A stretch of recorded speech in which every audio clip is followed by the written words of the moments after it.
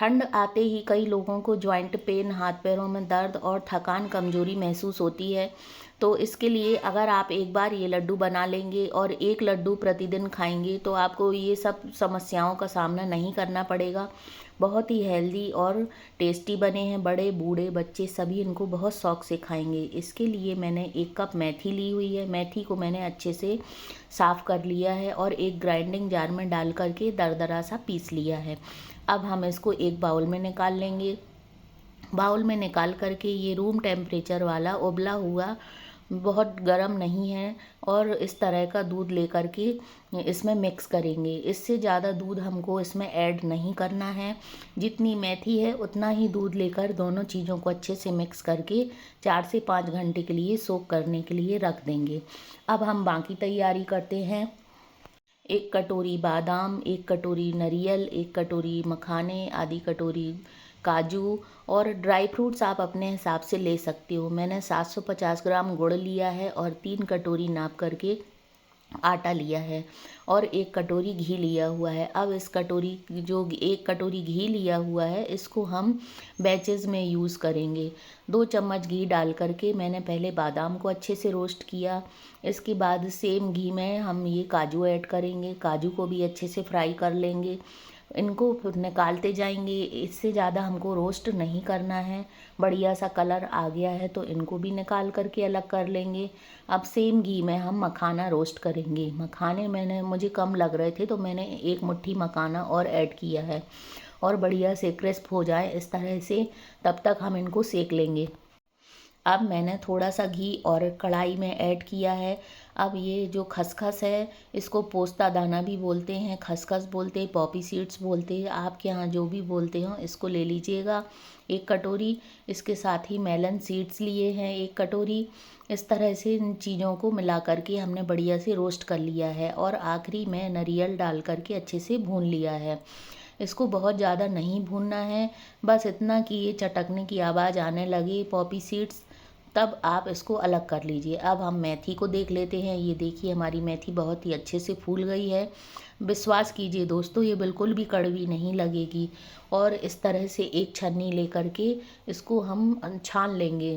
थोड़ा मोटे छेद वाली छन्नी लीजिएगा और उससे बढ़िया से छान लीजिएगा। इससे क्या होगा, सारे दाने एक जैसे निकल कर आएंगे और रोस्ट करते समय हमको बिल्कुल भी दिक्कत नहीं होगी।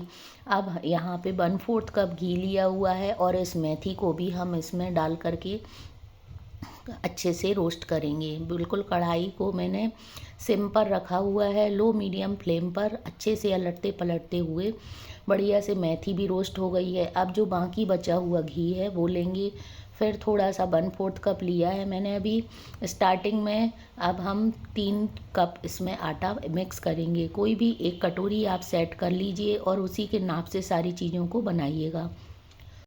आटे को बिल्कुल भी तेज़ आंच पे नहीं सेंकना है, नहीं तो इस ऊपर से तो जल जाएगा लेकिन कच्चा रह जाएगा और बढ़िया टेस्ट निकल के नहीं आएगा। इसीलिए बिल्कुल धैर्य से कम 15 से 20 मिनट हमको लगेंगे आटा सेकने में। जब तक आटा भुन रहा है तो हम ये जो ड्राई फ्रूट्स हैं ये ठंडे हो गए हैं, इनको एक चॉपर में डाल करके चॉप कर लेंगे। आप चाहें तो इसको किसी पन्नी में डाल करके बेलन की सहायता से या खलबट्टे में हल्का हल्का कूट सकते हैं। मैंने चॉपर में डाल करके बारीक बारीक चॉप कर लिया है और सारी चीज़ों को एक परात में निकाल लिया है। अब हमारा आटा लगभग भुनने को है और लास्ट में मुझे घी कम लग रहा था तो 2 चम्मच घी मैंने और ऐड किया है। जो लास्ट में हम घी ऐड करते हैं उससे बहुत ही अच्छा टेस्ट निकल के आता है। अब हम गुड़ की तरफ चलते हैं। ये गुड़ मेरा पुराना है, देखने में थोड़ा डार्क कलर है लेकिन ये बहुत फ़ायदेमंद है। अब हमने गुड़ को भी तोड़ लिया है और 2 चम्मच घी फिर से लेंगे और गुड़ को भी हम कढ़ाई में डाल देंगे।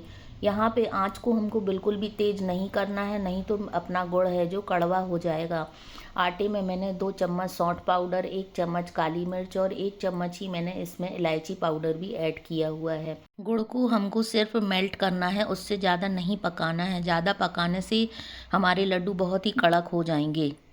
इसे इस तरह से बीच में कैविटी बना लेंगे और सारा गुड़ इसमें डाल देंगे।